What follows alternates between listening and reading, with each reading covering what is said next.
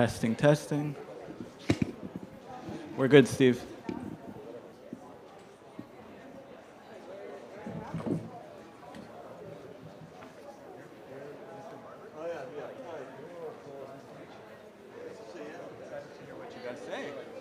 Well, there you go. It's more my height than yours, isn't it? Testing, testing. You can do it. Yeah, I can do it. We're just trying to see if you're on if you're streaming. We're gonna give you a green light to start. And Do you need this? I will need that, yeah. I'm going to point things. And the other thing, I suppose, is whether there's going to be enough light for me to be able to read. We made sure that this light will always stay on. Oh, that's great. No, that's fantastic. Yeah, that's brilliant. And then use this to use the center button to point a laser. Yeah, yeah. Okay. Yeah. The center and then left, right click kind of thing. That's fantastic. Yeah, brilliant. That's brilliant. But I mean, are we good, Steve? Steve, are we good? Yeah, we're good. I'm going to move that a bit over there. It has been said.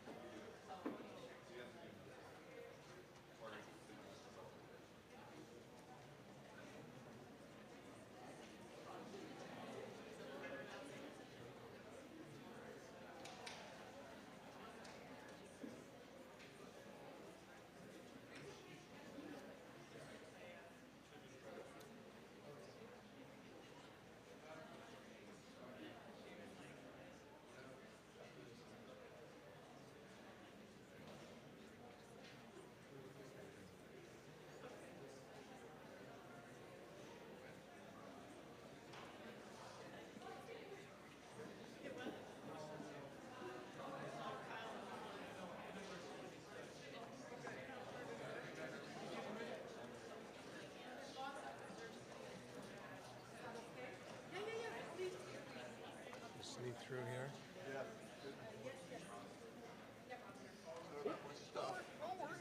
Our housing experts, feel free to sit right in the front here, or wherever you like. I caused to reserve seats, and I was busy making my finding places to sit. We're good to go. I guess.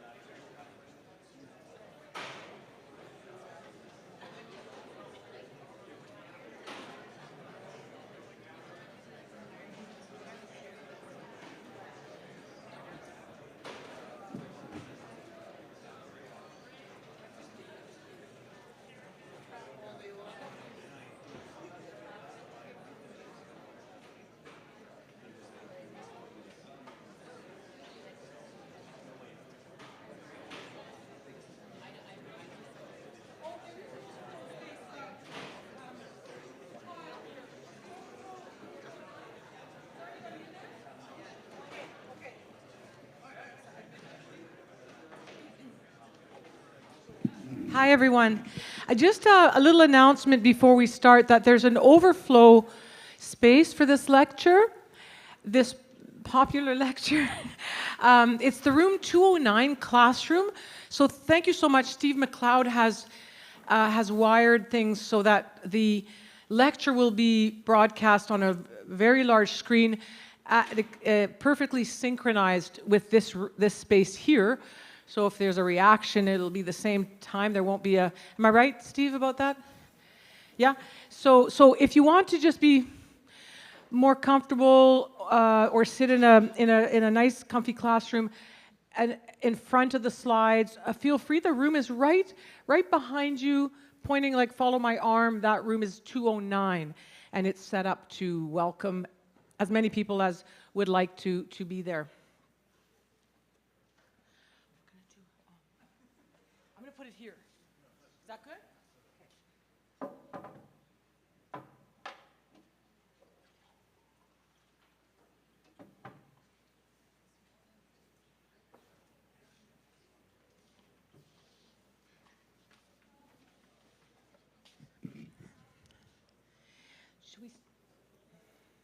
On commence? Oui? Okay. Okay. Good evening, everyone. Before beginning, we acknowledge with a sense of gratitude and debt that the land on which stands this campus and school belongs to the traditional unceded territories of the Algonquin Nation, and we recognize our responsibility to adhere to and honor Indigenous values.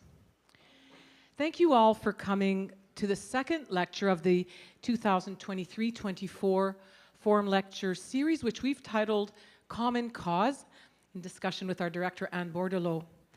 Forum is a wonderful tradition in our school made possible by the generous support of our sponsors, many of whom are here this evening. We've not hosted a Forum lecture inside the school for quite a few years, and we're happy to welcome you here tonight in our cozy Carmen and Ellen Corneille designed building of the 1970s, where we spend our time. So it's very special for us that this lecture is here tonight. Forum aims to expand our students' learning and contribute to the life of our broader community, and I'm sure this will be the case with tonight's guest, who has worked with focus and creativity on the topic of affordable housing throughout his career in London, England. The topic of dwelling for the living income earner, as modernist Ernst May termed affordable housing in the 1920s, is a profound one that invites soul-searching and reflection about fairness, about what each human being is entitled to, and about caring and mutual support. Described by The Independent as one of the UK's leading urbanists, and we know that housing makes the city after all, Peter Barber has created inspiring affordable housing projects that, in addition to earning national and international awards, live up to Ernst May's motto of being not minimal housing merely, but maximum housing at reasonable cost. Prior to establishing his own practice in 1980, Peter Barber worked with Richard Rogers and Will Alsop, but the trajectory of his path was likely drawn much further back into his youth when he traveled from his hometown of Guildford, England, to Botswana, right across the border from South Africa, to work on a building maintenance team in an experimental, multiracial, and socially diverse school during apartheid. He said to me, "I'm not from a family of architects, but at that school I began to see the social dimension of our environment, and I suppose this is something that stayed with me." Peter followed an earnest path from there as he went on to work for an architect as he put it, a sandwich boy. Did I get that right? A sandwich boy at the bottom of the pile, working in the print room, among other humble tasks. Peter studied in Sheffield during the Thatcher and miners' strike years, and then worked in London for a firm that specialized in housing. Peter put it this way: they were not particularly well-known practice, but they had their heart in the right place. From there, Peter went on to study at London Polytechnic, now called University of Westminster, where he teaches 1 day a week to this day. Such projects as Kiln Place, McGrath Road, 95 Peckham Road have received RIBA Housing Design Awards. Peter won the Royal Academy Grand Prize for Architecture in 2015. 2021 was a big year during which he won the AJ Contribution to the Profession Award, the RIBA Nev Brown Prize for Architecture, and was given an Order of the British Empire. In 2023, he was the annual recipient of the prestigious Sir John Soane Medal, and he has been on mid and short lists for the Stirling Prize and the Aga Khan Award for Architecture. In 2019, his work was the subject of a major retrospective exhibition titled 100 Mile City and Other Stories at the London Design Museum. And in 2023, he curated the Royal Academy Summer Exhibition Architecture Room with a show titled, and you'll all love this in this school, Making is Thinking. And Peter is a maker of buildings, and I understand he also makes music and takes breaks with his staff in the basement of his office where he bangs on a piano. So perhaps later this evening. And with no further ado, please join me in welcoming Peter Barber.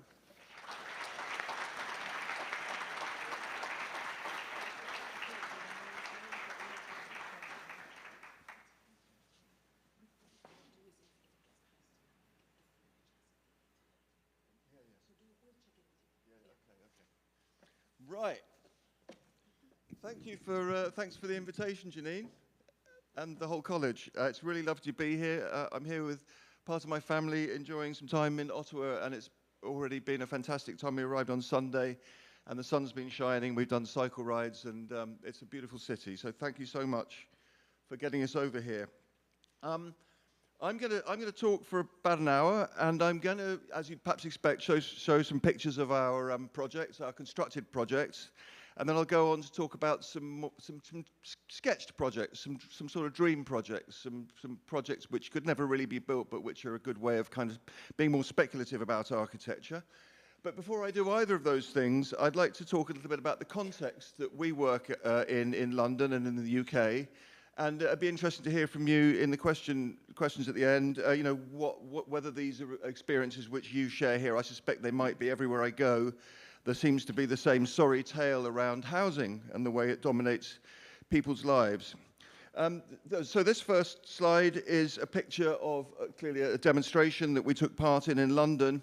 And it reminds me to share with you the thought that our housing crisis in London, and for all I know the same here, is a consequence of the mismanagement of the land economy by governments of both complexions, Labour and Tory, since the 1970s. In 1977, nearly half the population of London, of the UK, lived in social housing, enjoyed the benefits of living inexpensively in social housing. We didn't have a housing crisis, and in the aftermath of the Second World War, when our country was broke, we seemed somehow to be able to manage to build 150,000 social homes a year, an immense number. So as I say, that by the 70s, nearly half the country lived in social housing and enjoyed that kind of incredible benefit. In 1977, we had a Housing Act brought in by Margaret Thatcher and Michael Heseltine, which brought that to a close, and effectively local authorities were no longer able to build social housing, and the social housing that has by degree in the last 50 or 60 years been flogged off, sold off either to the individuals who live in that social housing at a discount, or to bigger sort of private interests who tear the social housing down and put private housing in its place. And I would argue that housing is a basic right and not a commodity, although it's been utterly commodified in our country in the last 50 or 60 years. And so sites like this is an incredible bit of social housing that was built in the, I guess, in the 60s. You know, pictures like this, views like this are not unusual now in the UK. And this picture is quite well captioned by a quote from our Prime Minister from 2016, David Cameron, who said this: Post-war estates across the country are ripe for redevelopment. We will sweep away the planning blockages and take new steps to reduce political and reputational risk for projects' key decision makers and investors. I believe that together we can tear down anything that stands in our way, and tear them down they have. And in many instances, this is what replaces it. It's vast developments built by big capital, often from overseas, but often also locally, in which so indigenous and traditional street-based housing is knocked down and replaced by this sort of stuff. And much of this is in Battersea in South London, and much of the housing in this project is empty because it's built as an investment vehicle rather than as a home. And in consequence, we have currently about 30,000 empty homes in London, in a city where there are 170,000 homeless people, 7,000 people living on the streets. There are 30,000 homes left empty because they're simply a place for somebody to park some money rather than to park a person, a human being. And this is the outcome. So there are London, one of the richest cities the world's ever seen, probably.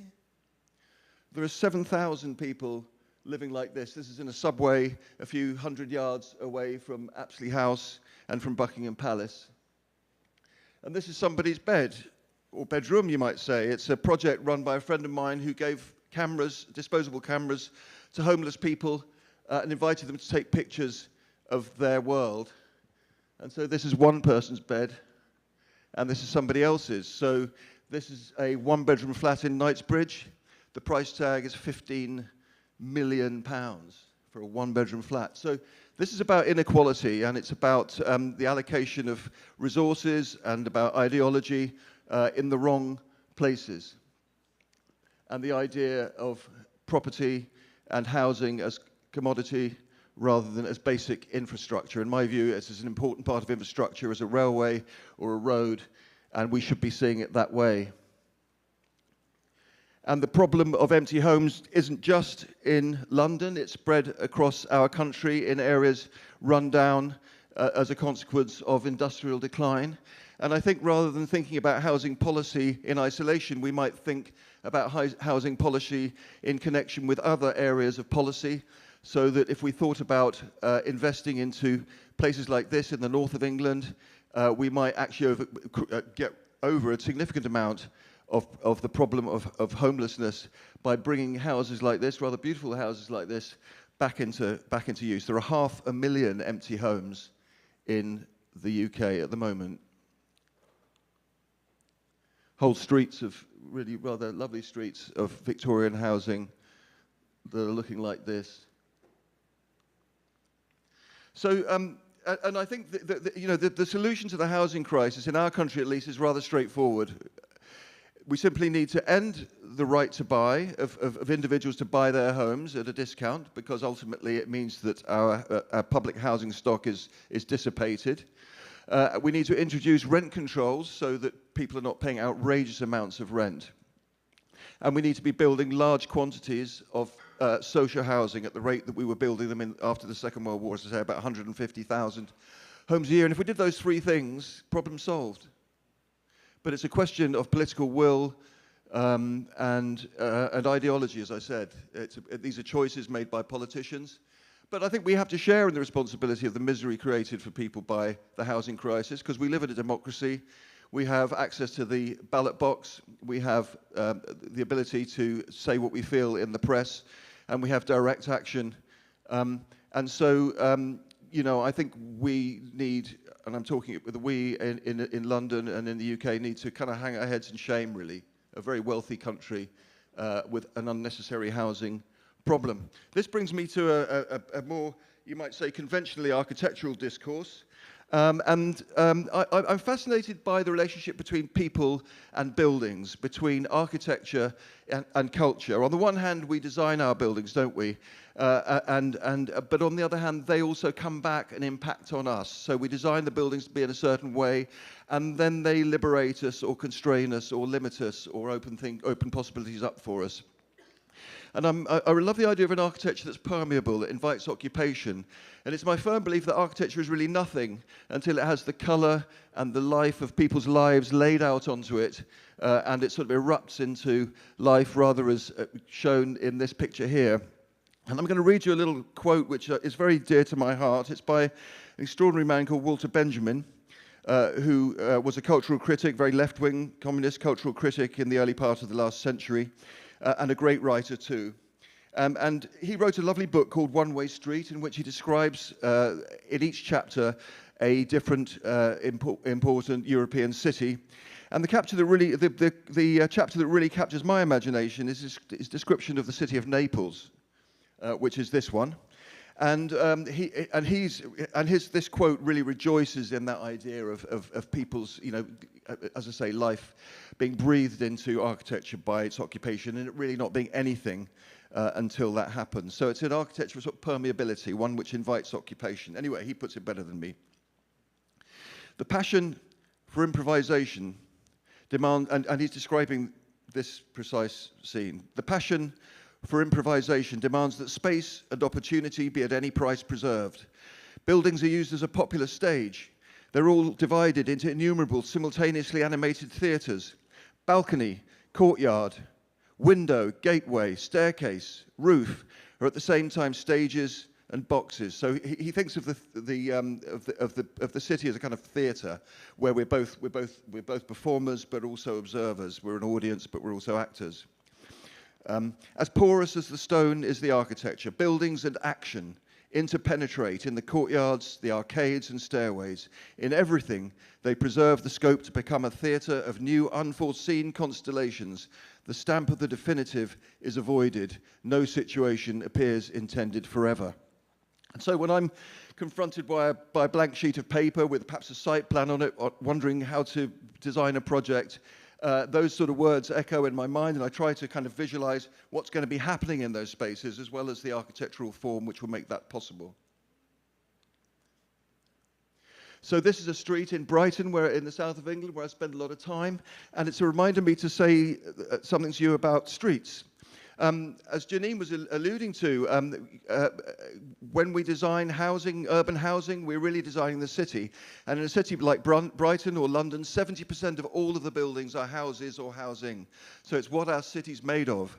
It's what sort of compresses public space into streets. It's what surrounds our squares and creates that sort of sense of enclosure which brings us together. And, you know, well-designed street makes a city which is very easy to understand. It's easy to sort of navigate and understand. But it also plays its part in the sort of social world of the city because it brings people together. And in a street like this, there'll be black people, there'll be white people, there'll be rich people, there'll be poor people, there'll be young people, there'll be old people. And so the street plays this extraordinary role in kind of bringing people together in a way that they almost never are. And in this incredibly sort of informal setting where people can be themselves.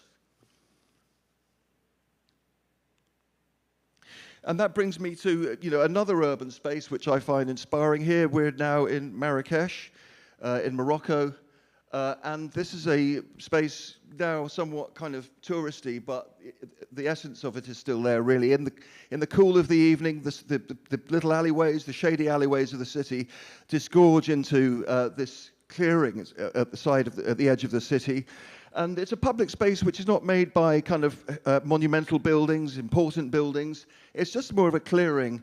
And the thing that I find extraordinary about it is the manner in which this incredible scene, you know, and has done for the last 1,000 years, this incredible scene sort of it develops where, you know, sort of impermanent pieces of architecture are dragged out to form a kitchen or a stage. Little circles of people form around snake charmers or storytellers or musicians, and in a sense of making architecture with their own bodies.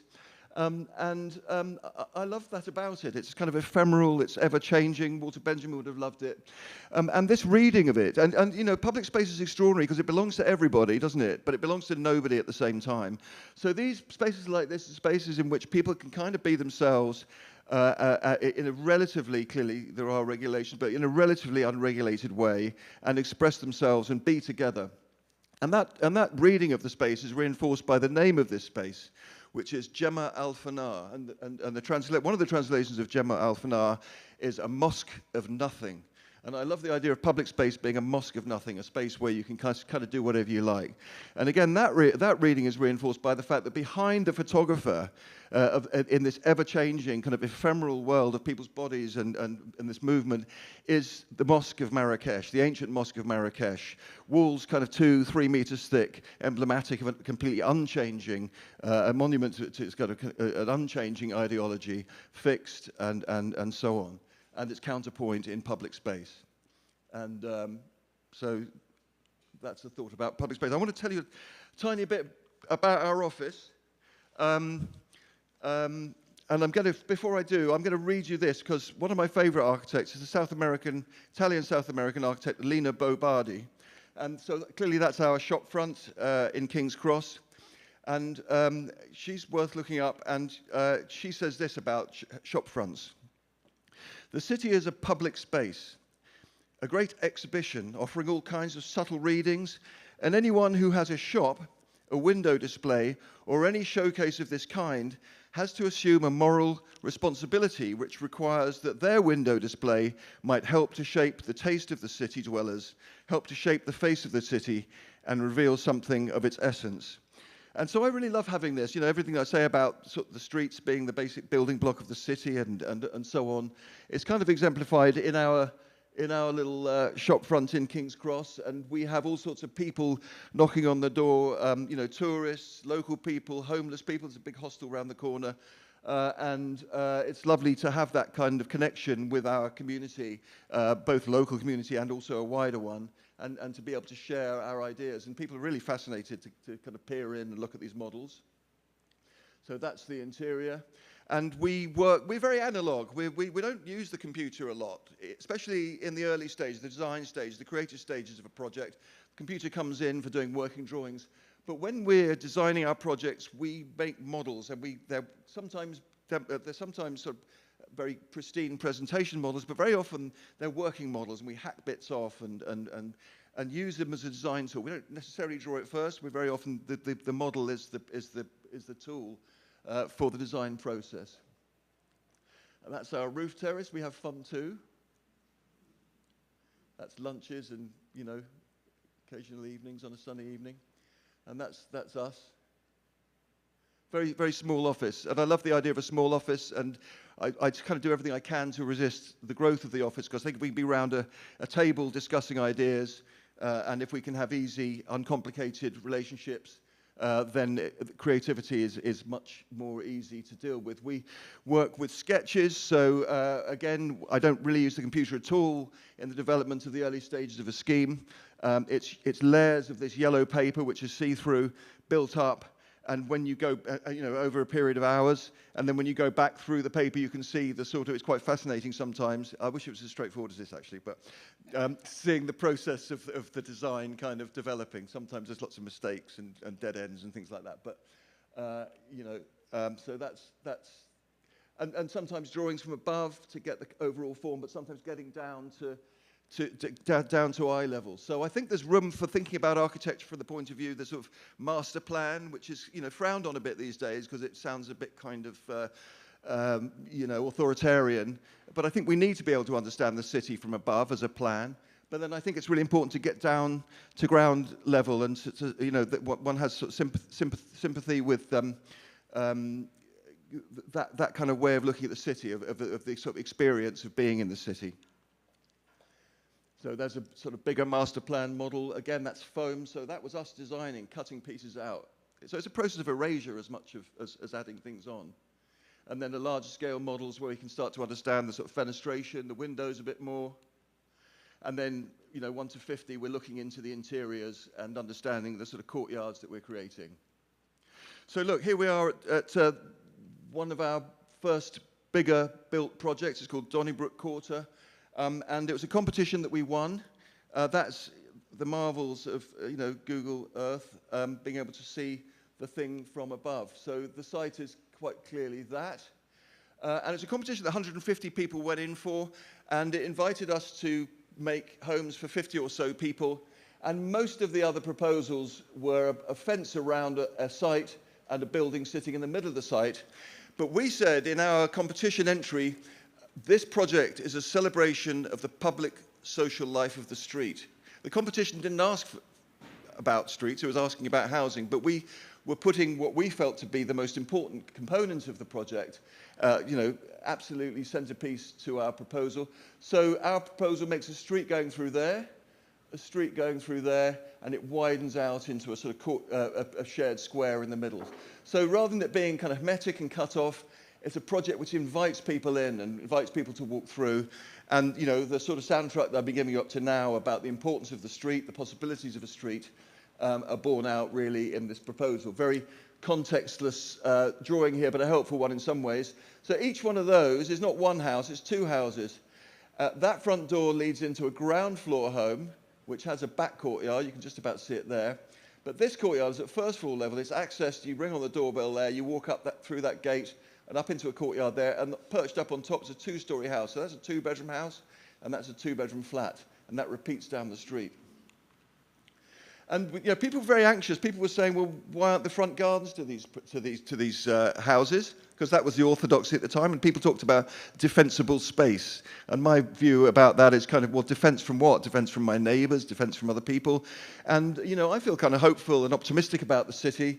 And this is the house I used to live in. The possibilities that start to happen when people have a very intimate relationship with the street and the pavement outside their house, and the color and life that can start to emerge when people do that.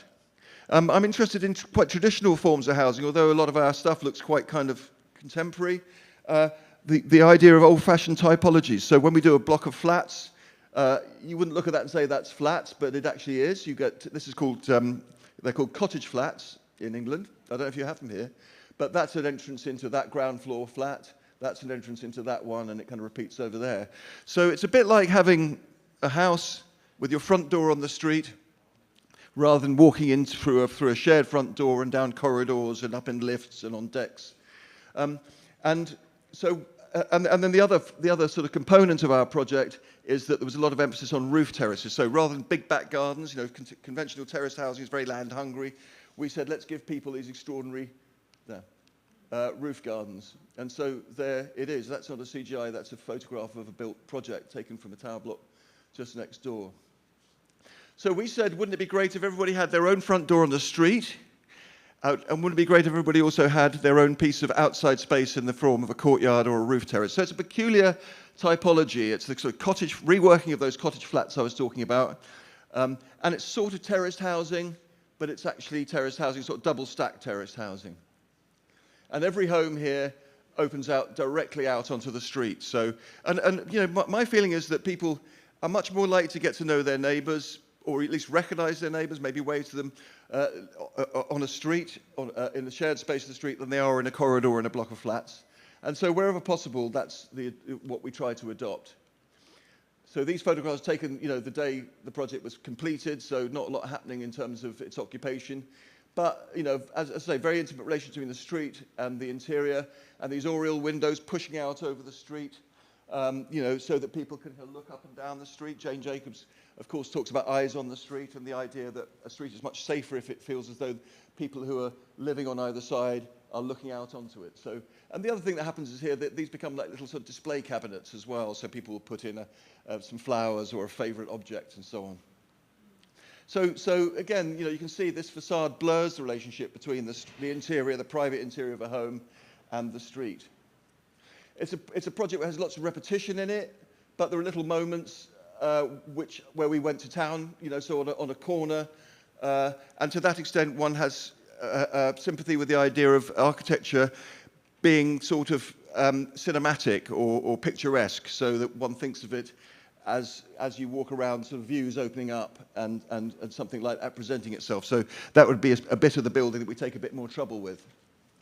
And then this we have very strict rules about back-to-back distances in our country, and the reason why terraced housing is usually very inefficient is that when you have a row of terraced houses there and a row of terraced houses there, the rule that we have is that you need about 30 meters, 30 yards between the backs of one house and the backs of another house, so that somebody looking from their window there can't easily see into the window there. So what Donnybrook does is it breaks that rule but it kind of gets round it in another way, so that's only 8 meters, so kind of from here to there. But there are no substantial windows in the back of the building. All the upper units look sideways into their own courtyard, and the lower units, there's privacy because of the separation created by this wall here. And again, lovely to go back and to see what people are doing with these places. Doesn't happen every time, but when it does, it's pretty nice to see.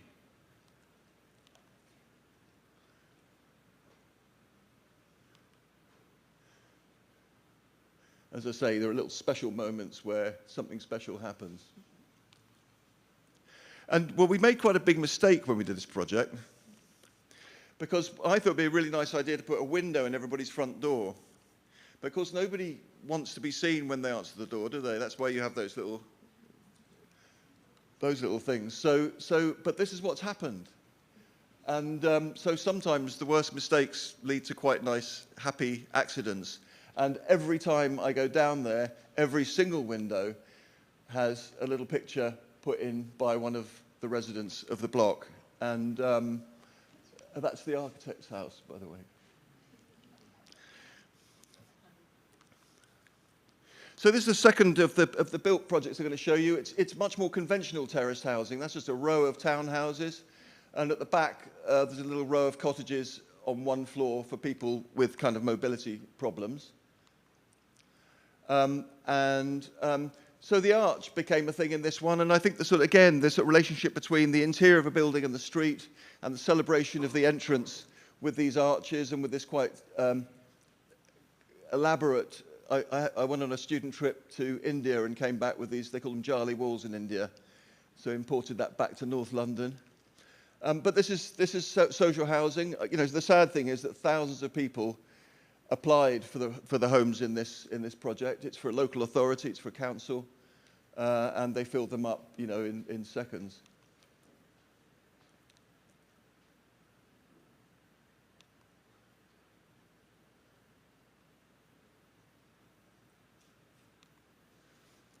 So the third of the project is another one. This one is on a kind of housing estate, quite a rough housing estate in the East End of London, and these around two sides were existing social housing, but they had these sort of garages and stores.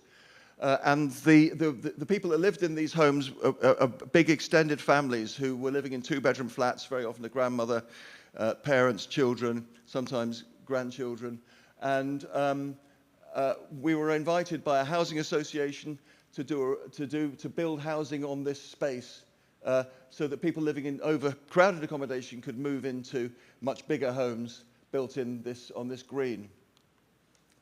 And it was quite a sort of, you know, joyless place, but one's always looking as an architect for something to latch hold of, which is kind of gives you a kind of hope. And the thing that gave me hope were these gardens and this sort of hodgepodge of fences and roses and little, you know, children's toys and things like that. And so that became the inspiration for the project. So the houses, the fences of the existing houses around here, and we conceptually our terrace of new houses was pushed back so we could keep that green space, which we thought was important, but although they were very happy for us to build on it. And we build it in timber so that it felt like a kind of extension of that. These houses had their gardens.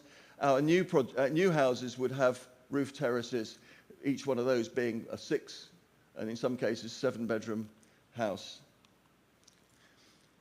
So again, the model, as I say, we pushed it right back so that this would be maintained as a space for new residents, but also for the existing residents. And that's it built. So that's a very large house there, and a little playground in the middle, and people starting to move in.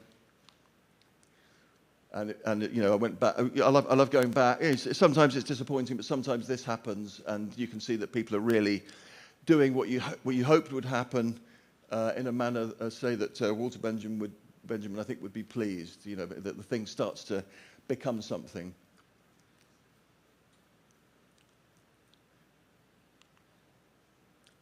So you'll see that a lot of our stuff is using quite old-fashioned housing types, terraced housing, double stack units. There's another house type in England, I don't know if you have it here, it's called back-to-back housing. And it's a type of housing which was became very, very predominant in the Victorian period as our cities grew rapidly with their industrialization. And rather than a terrace of housing there and a terrace of housing there with back gardens in between, what the developers did then was to say we could get a lot more people more efficiently if we move those two terraces of houses, that one facing that way, that one that way, if we move them right together so there was no back garden and they shared a back wall. And there's some of it left, and it's quite rare in London, but this is one such in London. And what happens when you've got no back garden is that sort of quite extraordinary things can start to happen in front of the houses, as you can see here. So these only face this way and these only face this way. And so everybody invests in the space that they share with their neighbours. And so this is called Shumat Square. It's in Peckham in South London, and it's a joy to go down there. So we were asked to look at an old garage site of garages in suburban East London. Those are garages which remained, but we knocked the garages on this bit down, and we built 2 rows of houses. Now, this is housing for elderly people. Well, I say elderly, people over 60, so I could get in if I wanted to, but not keen to. But the serious point here is that the indices of loneliness in this group of people are, it's pretty sobering stuff. People who have perhaps lost a spouse, who've given up work, whose children have left home. And so, a bit like that last slide, I thought, wouldn't it be great to put a space down the middle which was shared by all of these older people living there, and what might then be possible, the relationships which might emerge around that space. And I wasn't sure, but we did it. And this photograph's taken about a week, maybe 2 weeks after people had moved in. No back gardens. They suddenly moved into these spaces. And if you go down there on a summer's day, people are sitting out there. Their front doors are open.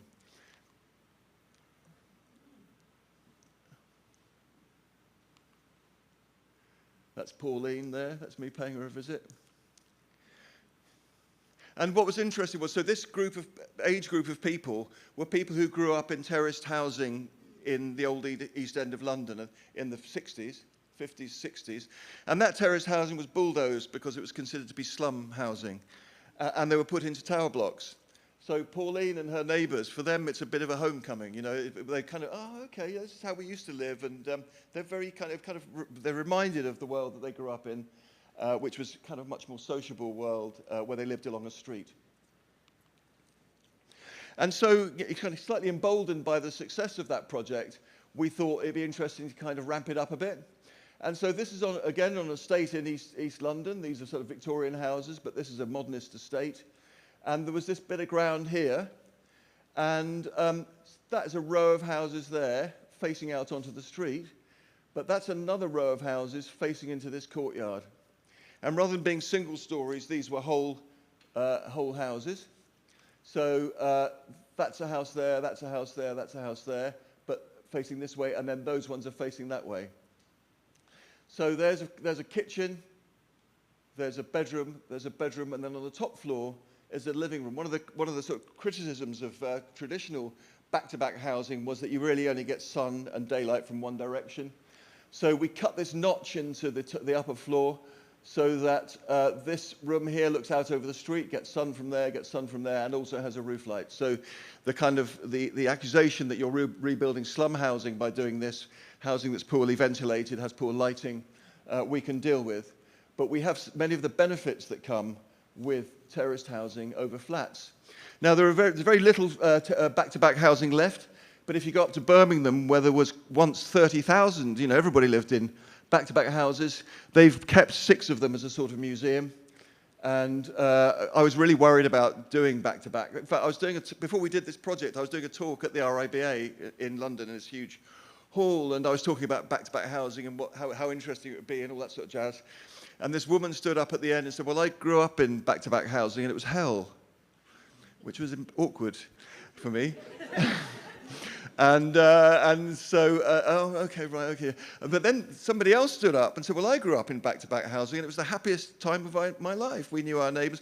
And what that tells me is that it's a mistake to generalize about housing. And you know, for some people, living at the edge of a street, you know, knowing their neighbors, being right in the thick of it is their absolute ideal. For somebody else, being on the 20th floor, you know, they're not gregarious type people. They've been with people at work all day. They long just to be on their own with the horizon. And I think, you know, we need to keep that in mind when we try to tell people what they should have with their housing. So I'm not pretending that this project is right for everybody, but I think there are more than enough people who would love to live like this. And the people that showed me around this museum, by the way, were people who themselves had grown up in back-to-back housing a short distance away from these ones that were saved. And they were also able to say, you know, we really actually miss the world that we were removed to be put in tower blocks, that we really miss the world. You know, albeit it was, you know, very poorly maintained, the plumbing, everything. But I thought if we could get round those sort of issues, it was worth revisiting back-to-back housing. So look, I don't want to labour it, but those are all that's a ground floor plan. All the kitchens facing that way, and those people are facing into the courtyard. And it's always surprising when they get built. You know, you go along with an idea. They were asking for a block of flats. It was the local authority. And we said, well, have you thought about this idea? And they were kind of persuaded. One of the things that persuaded them was actually there's an economic argument for this type of house. When you build a block of flats, 25% of all of the space that you're building is circulation. It's corridors, it's lifts, it's staircases, it's decks that you've got to build. So your £5 million project, I'm simplifying a bit, £1 million of it is space that you're building which benefits nobody really. So if you can build a project like this, where there is no common area circulation, where the street itself and the square in the middle is the means of circulation, not only does it have incredible social benefits, but there's an economic argument for that as well. So there's your kitchen, there's your bedroom, and then the living room on the top floor. So if you're feeling sociable, you're sitting down here, and if you're feeling like you want to be on your own, you can be up at the top. So that's the route through into the courtyard. It looks a bit barren again. This is day one. There's one of the kitchens. It's not just about sociability. This is a house with one room per floor, so you know, good knees is another. But there's the living room on the top floor. And then again, to go back, I posted this picture on the internet, and this lady got in touch and said, you know, my kids really love whizzing around in here on their scooters and stuff like that. This was really transformed our lives. So this is, again, you know, proper old-fashioned social housing. So people who really need it, getting respite and getting, you know, huge relief from the very tricky and difficult situations in which they find themselves. Suddenly, their whole world opens up by this being offered to them by the government. And we're very, again, interested in this relationship between the interior and the street, and the creation of these arches, which wasn't simple and it wasn't cheap, but we thought it was important, was a way of thinking about addressing that issue and how one might invite the occupation, the space at the edge of the street, by adding this feature to it. And not every house has done it, but the last slide shows somebody, and this is somebody else. And we hope that in time, it sort of snowballs. Sometimes somebody does it, and then other people kind of follow suit. I mean, some architects hate this, don't they? People messing up their building, but I really like it. It's what it's all about, really. So look, this is one of the worst sites we've been ever given. That there is a 6-lane motorway. We're on the North Circular in North London. And this was a site which had been earmarked for a road widening scheme by the Transport for London. And they decided not to do it in the end, so they flogged it back, and our developer client bought it. And they were expecting 30 homes on this site. We've built 100. They were expecting 3 apartment buildings along here. But by doing a kind of very site-specific site strategy which addresses the issue of the site itself, as I say, we were able to do 100 homes. So we built a building along here which protects the mews, which goes through here, and the housing itself from the noise and the dust and the dirt of this road. And the key here is that this building is very thin. It's only 1 room deep. So that every room in this building can open a window onto the quiet mews and doesn't need to open a window onto the really hideous conditions of the road itself. This had planning permission in 3 or 4 months, And the reason for that is that these people here, who usually would be the objectors to any kind of housing on their doorstep, they're big, quite posh houses, were thrilled because they hadn't been able to sit in their gardens for the last 20 years because they were, you know, in the kind of absolutely being dominated by this. But our proposal was going to improve their world immeasurably. So again, that's a very early drawing, and you know, as have been the other drawings I've shown, and the project actually which got built is pretty much like that. So that's the building. We got somebody down there with a drone the other day, and yeah. Again, it kind of, it's a nice job. How many people are architects here? Admit it, come on. So, and how many architecture students? Yeah, okay. Well, I mean, it's the most brilliant job, you know, because you do a drawing and then, okay, it does take a little while sometimes, and it half kills you, the process. But you know, to get from that sketch to that is, there's not many jobs where you can say that. And also, you know, when you go back and people are saying, you know, are enjoying being there, it's great. So a very kind of hard edge to the motorway, kind of quite heroic. It's 250 meters long. Those are bathrooms, incidentally. And you know, again, kind of repetition, but a bit of fun had at either end. And there's a shop at either end as well. And then the space, as it's starting to feel a bit more lived in, with people putting there's a gym there, and stuff happening on these roof terraces. So each one of those is an apartment building. It's got 3 flats in it. It's a walk-up block. You get ground floor, relatively easy way in, and then you get is there a better drawing, photograph? Well, there's a row of front doors. Some of them lead up to a second floor flat. Some of them lead straight in to a ground floor and lower ground floor flat, and some of them lead up to the first floor. But again, this is the circulation of the project. It's not a corridor. It's not a lift. It's not a deck. And you know, the feedback that we're getting is that this space is starting to be used by the kids. Somebody had some badminton stuff out the other day, and people are getting to know each other. And so the kind of social benefits are really starting to happen there. Here's one of the, probably a show home. Looks like an estate agent had a hand in that. Real estate agent. But then that's somebody's real home. And you know, that's somebody's looking at the motorway, but behind me, they're looking back into the Mews, and those people are really loving being there. So when our buildings get bigger, this is obviously an apartment building, we still hold on to the importance of the edge, the space at the edge of the street. And we do that by saying that these actually are all little houses. They're maisonettes. They're 2-story homes with their own entrances onto the street. One of them leads into a core which serves the upper units. And again, with time, these are becoming really nicely well-used spaces, and they're kind of getting greened up, and the building's kind of slightly disappearing underneath you know, people's world as they put greenery out and stuff like that.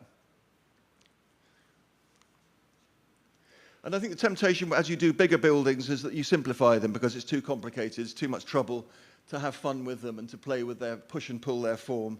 And we take trouble to try to make sure that the sort of visual complexity is retained even as the buildings get bigger. And at the back of the building's a little courtyard. And again, to see that getting lived in. So part of it's a shared courtyard, some of them are individual courtyards for the house, each flat. There's my colleague Jonah enjoying a shady spot. And then getting a lot bigger. This is another project in North London, about to go in for planning. We haven't got planning permission for it yet, but you can see some of the same themes. A care taken with the street edge, this sort of ziggurat configuration, which gives people a proper piece of outside space, not just a balcony, but a proper roof terrace. This building's on a really busy road here, but it steps down to 3 and 4 stories to meet the much more suburban hinterland of semi-detached houses behind. So I think this is the last of the built projects, and it's a homeless hostel. And this is what we can do if we put our minds to it, and this has been done by the London Borough of Camden in North London with money from the taxpayer. to care for, it's one that not all the boroughs do it, but to care for some of the most vulnerable people in the borough. We used to have hospitals for people with mental health. They were all closed, mental health problems, they were all closed down. So, I mean, a significant portion of people who are homeless, in our country at least, are people with, mental health problems, but not all of them. Some of them have been kicked out of their social housing, being bulldozed, as with that slide I showed at the beginning of the talk. People running into difficulties with substance abuse. Increasingly, people simply not being able to pay the rent because it's just got too difficult, too expensive as a multiplier of their salary. So the existing building we decided to retain. We were invited to knock it down, but I think, given the climate emergency, the embodied energy in a building like that, it's criminal to knock it down. So we retained the existing building. Also, I think there's some nice details here. And that's the building fronting the main road. It's a very, very deep site. So we invited our client to think about knocking this down and to think about this space here at the back in a way that's rather different. Usually, hostels are organized like this, around a corridor. So, you've got mental health problems, and that's how you get to your bedroom. And so I just wondered whether that was the right way to do it. And I wondered about the possibilities of a garden and little tiny homes around a garden. And this is an almshouse. I don't know if such things exist here, but it was the way that traditionally in the UK, older people with problems were looked after by local parishes and towns. And people were given the tiniest house around a garden, a place that felt protected and sort of comfortable and uninstitutional. And so we thought it would be interesting to do that. And so there's the hostel at the front, and that has more conventional hostel accommodation, so ensuite rooms along a corridor, as does this here, actually. But each one of those is a tiny house, about that wide, about 16 square meters in area, but it exists around this garden. And we thought that and the other thing, it was a great program, actually, with money provided by the then Labour government, which looked at kind of humanizing the hostel environment. So the entrance to hostels traditionally was like they called it an airlock, where a person would come into a tiny space. There'd be a little, really Dickensian little window, and you say, look, I need somewhere for the night, and then the thing would open, yeah, all right, and come in. Whereas the entrances now to the new hostels are like this. And that was a space of tremendous tension, when people were like that, and there was lots of violence and stuff. But people now walk into this, and on the left-hand side is a desk, and if they're as they often are, distressed and stressed out, come and sit over here. Well, let's talk about what we can do for you, rather than shuffling through a security block. The other thing going on here is that there are rooms in the hostel where people can get get help with their problems, either with sort of mental health, counselling. They can be taught life skills, so there are life skills teaching kitchens where people can learn to cook for themselves, can be taught about paying bills and how to, because a lot of these people are people who have been living in institutions and who are unused to taking basic care of themselves, and also kind of medical facilities. So that was one of the very early drawings, and it talked about this garden, and that's a very early drawing as well. And I took that to the very first meeting with the council, and I read them this. And this is the council, don't forget. So these are bureaucrats, and but some of them are great. Some people working in local authorities in our country retain the kind of vestiges, the residue of a kind of welfare state feeling of responsibility to their citizens, and particularly their most vulnerable citizens, and we had somebody like that. So they were prepared to hear, they had a heart, and they were prepared to hear this. We imagine a group of residents working with a gardener to create and maintain an intensely planted and beautiful garden with an apple tree or two, potatoes, green veg, soft fruit, herbs, a greenhouse, a potting shed, and a sunny spot to sit and rest. We think there ought to be a little room or shed in the garden for private chats. That's what that is. And counselling, Conceived as the social heart of the hostel, the garden creates a homely, domestic atmosphere. It gives participating residents an interest and an outlet for their energy, helping to foster a sense of belonging, self-worth, and empowerment. So you imagine that punter, that guest, that individual at the end of that corridor, sitting in a darkened room, freaking out, a long, long way away from, you know, any kind of communal space. And imagine this, these people walking out of their front door into a scene like this, where there are other people out there. And you know, one of the great sort of pluses of these places can be the support that one resident gives to another, as well as the incredible work done by the people that work there. So these photographs are taken very soon after it's finished, but there's a gardening, I need to go out there and get pictures, a gardening project starting to take shape, and this is being dug up and stuff's being put in its place. And again, you know, this extraordinary thing of going back. So this is not that hostel. It's another hostel where the gardening project is more advanced. So the gardening projects are a thing. Sort of the idea of working, a therapeutic horticulturalist coming in and working with people.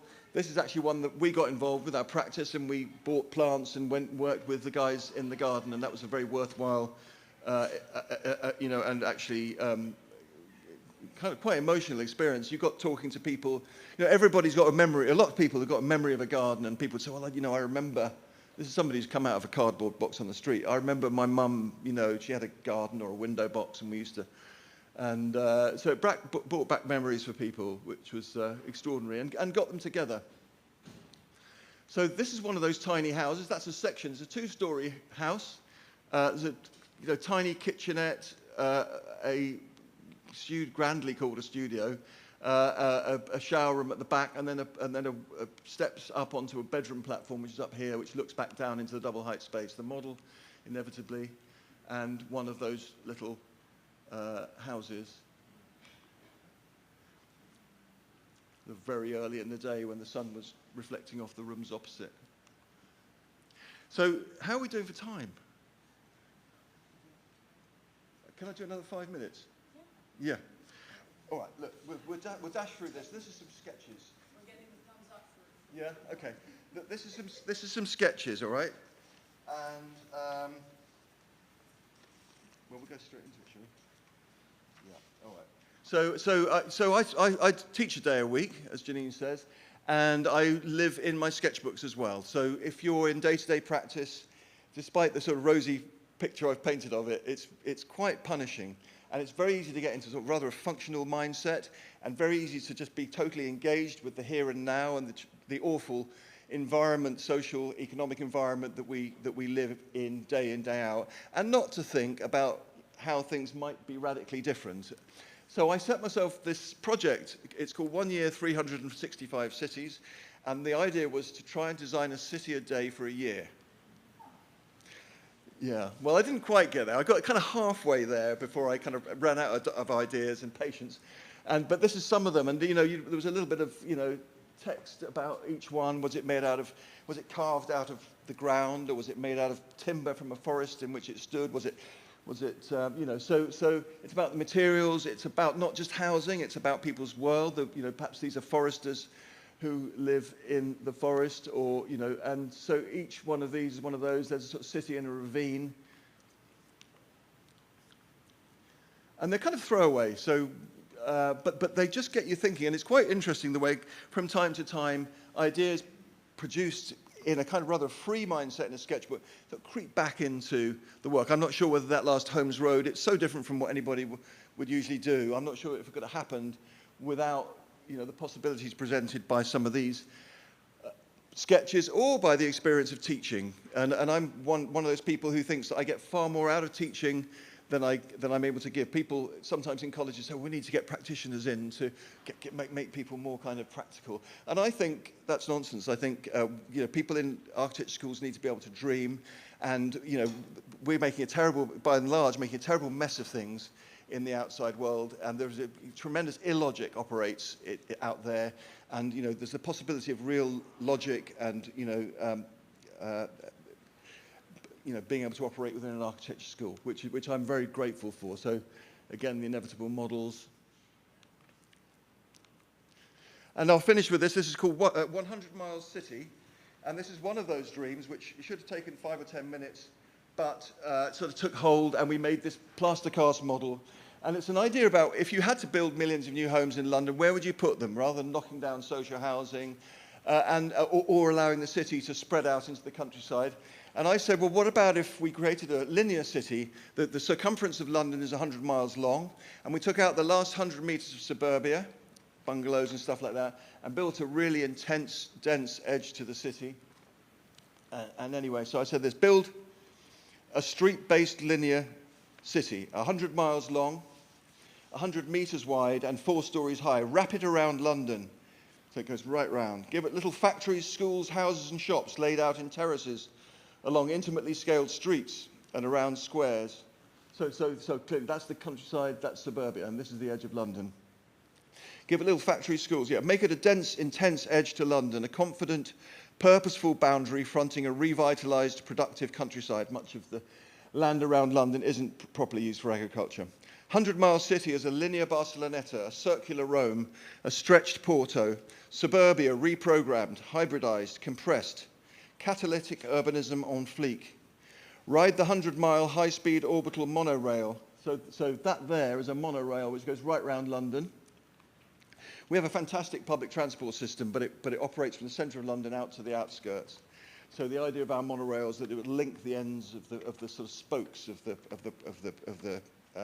our otherwise very good system, so that people can get from one part of suburbia to another. Ride the 100-mile high-speed orbital monorail, souped-up Skyfly Circle Line, the loose ends and frayed edges of London's transport system, its isolated city-edge train and bus termini instantly, meaningfully, usefully connected with circus ride technology. Bexley to Brentford in 40 minutes, super functional, super fast, and super fun. And in time, watch our city grow inwards.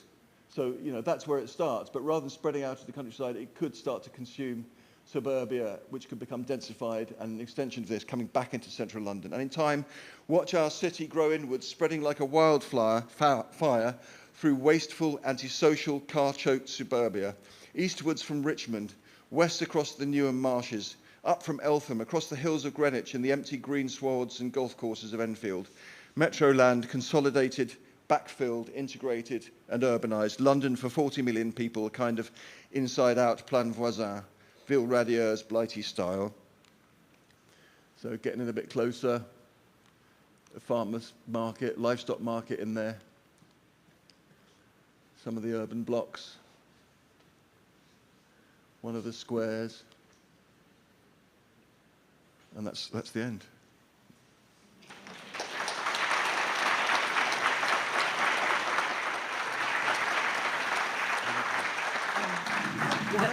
Yeah, that's perfect. And well, Peter, that was amazing. And wow, your sketches are beautiful, and that sketchbook project is very inspiring. You've certainly shown us what happens when dwellers open up to sharing a wall, and when authorities support that kind of thing. You've shown us. You bother in your work, to complexify and call for the, such things as the healing garden, and your designs and their special moments give people, from the gregarious to the withheld, opportunities to express themselves and build relationships, and it was really inspiring and beautiful. I just want to now, of course, open this up. I'm sure we have. So thank you. That was fabulous and fantastic and so inspiring and hopeful. So we've got, I'm sure, questions in the audience, and we've got Steve, do I pass this mic around? Is that what we do with this? Oh, Lisa's got it. So we've got a mic that we'll pass around. So raise your hand, and Peter's here to answer your questions. By the way, do we have, Ben, of course, we'll start with you. Ben teaches a wonderful housing studio in our school, Ben Gianni. So Ben, you'll go first. I do want to ask, are there people from OCH here, Ottawa Community Housing?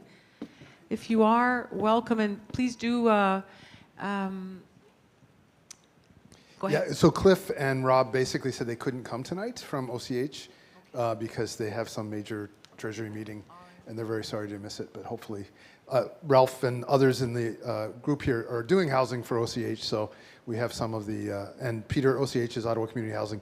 They own about 14,000 units in the city, I think, and have a process of rebuilding parts. But having fallen in love with Donnybrook, and the first time I saw that aerial image, I thought it was a foam core model dropped into a photograph. I actually went to see it because I couldn't actually believe it existed. It was so interesting.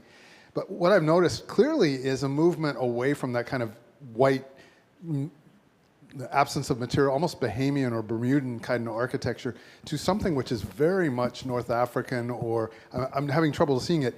Did you get a backlash on the whiteness and tautness of those surfaces, and then decide to go completely in the other direction? Well, so I mean, I think they both look kind of North African in a way, don't they? Because you can go to, bits of Morocco and it's white, or Greece, or Donnybrook, they've looked after really beautifully. They really have, the Housing Association. But there's another project that we've done which is bigger, where the Housing Association hasn't done what you need to do with white buildings, which is, decorate them every 6, 8, 10 years. And it made me think twice about bigger buildings, bigger projects, and housing associations who are effectively sort of absentee landlords who don't always do what they should do in terms of maintenance of their buildings. Brick is, I mean, it has to be said actually that white stucco architecture is part of our vernacular. There are bits of London, Brighton, where Brighton, the whole of Brighton as a city is made of that kind of white architecture. And I think part of it was I've got a bit more relaxed. So early days I was trying to be my hero. So Adolphe Loos and Le Corbusier, these architects who worked with white, and I thought if it's architecture, it's got to be white. But I don't care about that anymore. And actually, the funny thing is that when people in the East End pass by that building, they're not thinking of Le Corbusier, are they? They're not thinking of Adolphe Loos. They're thinking of their holidays in Greece. And it reminds them, the thing that they connect with is this sort of Southern European vernacular.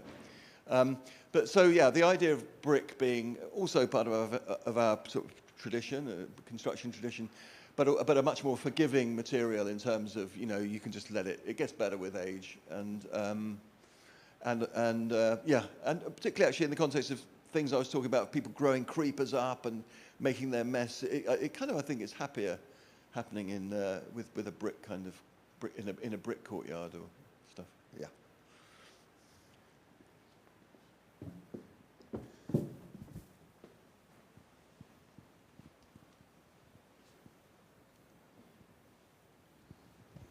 I noticed a lot on your work, the foliage. You stated there's going to be in some, because you have to develop, but all of it seems core-centered, backyard-centered. Is the cultural or the legal ideology, like this here with the roads on the outside are the bag around it, but I don't see foliage growing there for shading depending on when you're north, south, east, west, whatever you're, and to my mind, it certainly brings socially all in, but not out to the rest of the city and the people. So have you thought more for the sound, the light, everything? So most of them have trees in them, those projects. A lot of the photographs are taken very, very early on in the lives of the buildings. So we could go back and take you back to look at projects where you can hardly see the buildings for trees. Sometimes the trees get taken out by a developer who is wanting to save some money. Sometimes it's the local authority. We've done projects before where we've had street trees shown along the front of the building, and the local authority might say, well, we don't want to have the hassle of maintaining them. But maybe I need to get some better photos, some more recent photos, because in a lot of the projects there are trees. And the other thing is that I think it's the great joy is when people plant. So if we create a planter and people take control of that space, and in those slides there were pictures of really rather wonderful things that people have done with their courtyards in creating greenery. But I mean, ultimately, it's up to them whether they want to do that. For somebody else, as I say, a gymnasium or or just some of their mess or their bicycle or a place to fix their bicycle. So maybe sometimes we bring a slightly bourgeois sensibility to these situations. We do have people in another room. They come, Steve, have they come over, or they, in case they have a question? Somebody there's got a question. Oh, there's one there, great. Hi. How are you doing? I saw you earlier today, give you the tour. You did. You showed me round. That's good. Your lecture was amazing, and your last project here, the 100-mile city, reminded me a lot of what's happening in Saudi Arabia with the line, which I think is like 100 miles long also, approximately. I want to know, when did you kind of come up with this concept, and what was your thought process on the potential for urban spaces in such a tightly dense style of living? And also, you know, yours is, I guess, a radial city almost, but in a line around London. But do you think this is something that could be happening in places where, like London, where it's pretty dense and you're looking at parts of the almost kind of the countryside? Do you think cities and a topology like this is something that might be happening later on in the future, or a possibility? Well, I mean, it's more of a provocation than anything else. It's to get people talking and thinking and wondering about where we might put all this housing. And in fact, I've slightly revised my position on this. I mean, just to say, it shares the name with that dreadful thing they're doing in Saudi Arabia. Yeah. That's all it shares with it. Yeah. This proposal assumes that you rely on the government's statistics, which said we need all these millions of homes in London. But more recently, I've been thinking, you know, in connection with all those empty homes in the north of England, that maybe this sort of concentration on the construction of houses in London is wrong, and that we need to be allocating our resources out of London. It's a great complaint that you get from people who live in other areas of London. The sort of indices of deprivation in our coastal cities, particularly in the north of England, and also the number of empty homes there. So rather than building 1 million homes here, what about investing in, you know, for instance, green energy production in the north of England, and attracting people back into homes which already exist, which are just empty? So this was a few years ago, and I think I probably got it wrong, actually. Yeah. I guess I just have a quick follow-up question to that. I guess you kind of speaking to the countryside, and I know Rem Koolhaas is, I recently discovered he's asking similar questions on what's happening in the countryside with the rates of urbanization, and do you think this is, oh, okay, I thought it went out for a second. Do you think these are things we have to start looking at, is how are people living in the countryside, and is something we should be looking at instead of densifying areas? Yes, I do. And you know, I haven't brought any of the stuff we're doing with college at the moment, but one of the things we're looking at is sites in the countryside, kind of brownfield sites, old airport sites.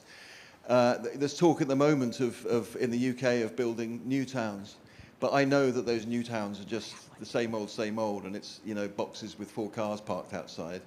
And I think if we think in, you know, more profoundly in the way that Rem Koolhaas has started to, and lots of people are taking it up now, of a more, you know, thinking about the, you know, what people do, and, you know, most of our villages are simply places where wealthy people live and commute into towns in their, you know, smart cars. But if we thought about a, you know, newly productive countryside with new industries and new forms of agriculture, we currently import half of our food in our country. We import half of our energy. So if we kind of focused our minds on dealing with those two things, rather than perhaps building housing which people don't need in London, then that might be another way of kind of allocating resources and thinking creatively about the problem of housing. Hi, Peter. Hello. Thank you for your talk. It was compelling and very inspiring. I'd like to talk about the strength of the focus on the central courtyards and gardens, and I'm curious about what mechanisms are at play at that level of design to ensure that people are engaging with these spaces on a level that goes kind of just beyond sitting in them and passing through them and enjoying them, but rather, specifically with the gardens, acting as gardeners and treating that as a shared garden. Like, do they do that readily, or is there something that you are incorporating in your design to kind of facilitate that? Well, you can't force people to do anything, and you know, some developers and some architects will say we're going to build a community here, and I don't believe you can. I think I don't think you can. I think you can create the conditions where it's possible for a community to emerge, and I think you can prevent people from living like that. So if you think about, you know, I've been championing the idea of street-based housing, but if you think about its antithesis in gated housing, and there are whole cities in this world which are gated cities, then just the simple fact of making streets and public squares is the first step in that direction. Beyond that, you can't force people to do anything, can you? And sometimes you go back and nothing's happened. Well, that's up to them. You know, they're really busy doing something. Their sister's not very well, so they're spending a lot of time over there, or they haven't got tuppence halfpenny to spend on plants. There are all sorts of factors which govern what people do.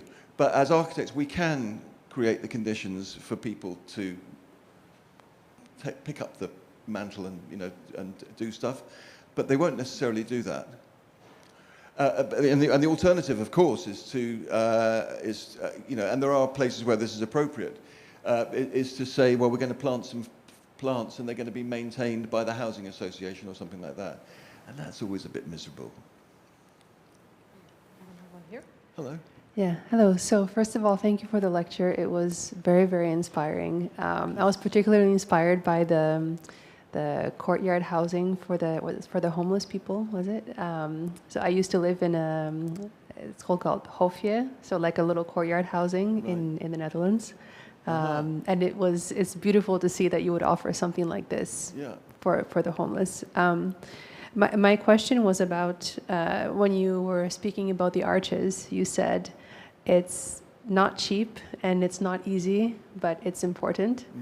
And I kind of see that as applying to also the little intricacies, the little details that you have in your housing, which I find very beautiful.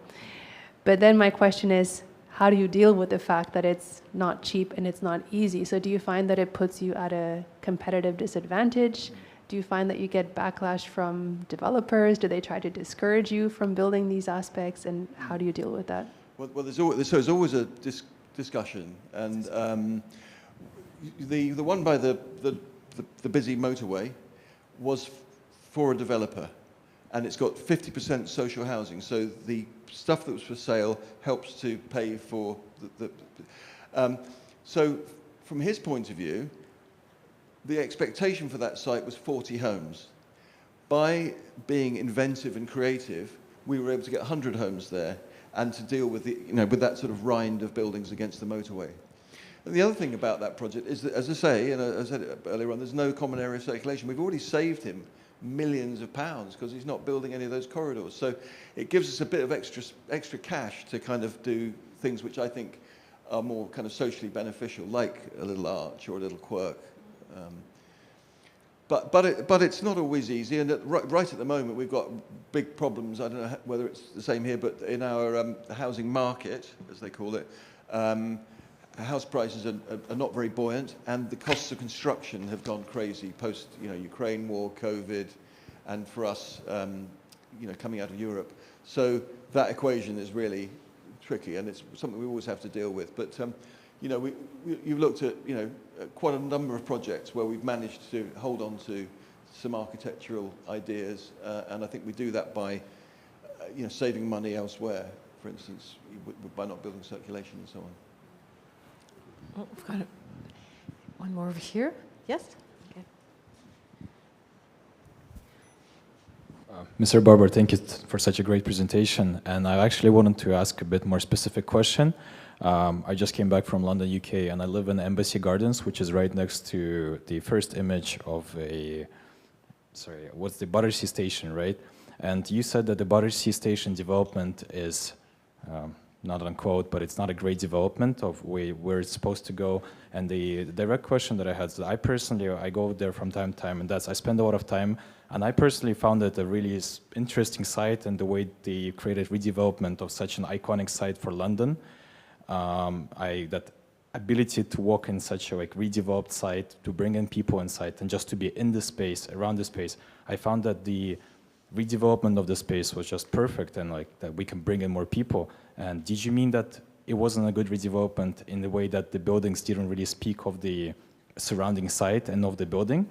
I agree there were some few buildings, especially a Frank Gehry one, that definitely doesn't fit in, but I felt that the culture and atmosphere was definitely there, because moving forward, this spills out to all the other buildings around the world that we're redeveloping right now, right? And were you specifically talking about Battersea Station, of the buildings around it, or the development of the Battersea Station of itself? Well, I think some of the things they've done in the shopping centre apparently are okay, but I think it's a project which is it's so expensive to live there. It's impossible for anybody with a sensible salary to live there, and so I don't think that's what we should be doing. I think we've got a homelessness problem in London. We should be building homes that people can afford to live in, and a lot. I haven't got the figures on Battersea, but there will be a lot of those flats which are empty and are second homes for overseas buyers. So that's the thing that I suppose I really object to. Yeah, just quickly. So I noticed you really try to encourage the occupant to take hold of the space. I was wondering if you ever engage in participatory design, with the would-be occupants, and if that's something that interests you. Occasionally it's possible, but I mean the means of production of housing in our country distances us in very many instances from the end user. So we're working for a developer. We're building the thing with a contractor who we don't have a very intimate connection with, and the person who buys it at the end is unknown until the last minute. That said, there are projects, and I haven't shown. Clearly the homeless project is a different kettle of fish, and there are projects where we work on in council estates, local authority estates, where in the past we've actually been chosen by a group of residents to do the project. They've got a bit of land or something like that.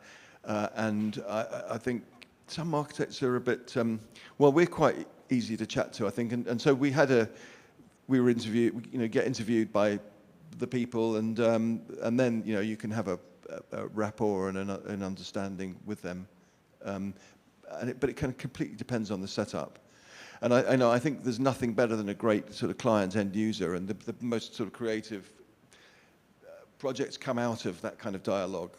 It's the same as if you're doing a house if you've got a great client who wants a house built, the best projects come out of a really good sort of bouncing ideas off each other. And so sometimes that's possible. Not often enough, though. Peter, I think well, first of all, you can all please stay and chat with Peter for a few minutes after, but we'll wrap up the Q&A. Exhausting. Yes. So you gave us so much. You gave our students and our community a lot to think about. I think our students will get their sketchbooks going and design. You do that. 365 cities Get a off year. that computer. Maybe. Yeah. And so I just want to leave you with maybe two things.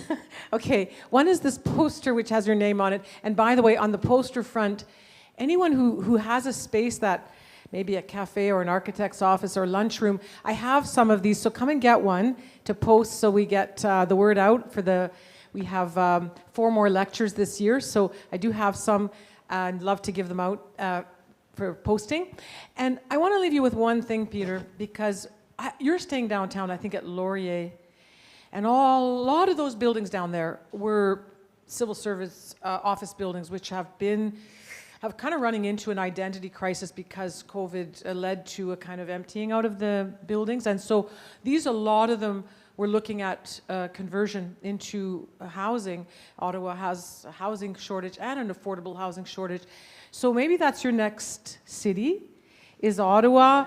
And yeah, because, how to turn those office blocks into muses and gardens and socially beautiful and gentle places to live. So I see that book there, and I hope you take on downtown Ottawa as cities 200 to 365 maybe. Anyway, so we cannot thank you enough, and it was wonderful. And please, anyone who has another question, come on down and chat with Peter for a few minutes, and let us give Peter a big warm round of applause.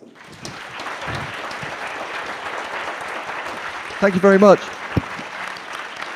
Thank you for coming, and thank you, Steve, for everything you did to make this streaming possible. Anyone who went into the streaming room said, genius, they loved it. So if we do this again here, so thanks everyone, and thanks for coming. Good night.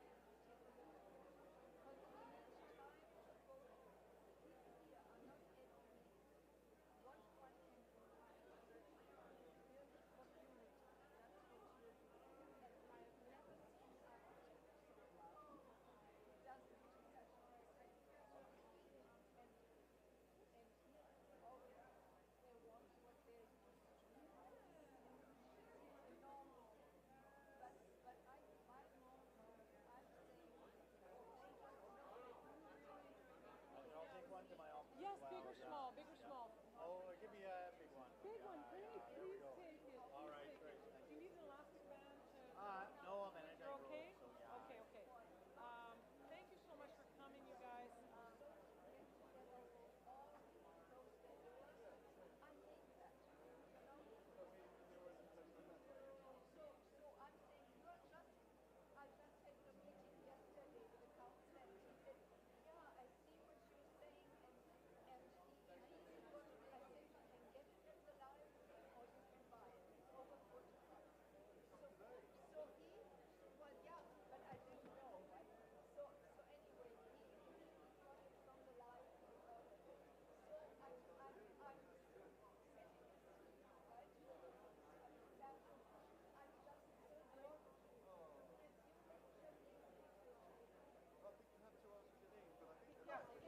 Sorry, hello? There was a telephone. Is this on? Steve? There's a telephone.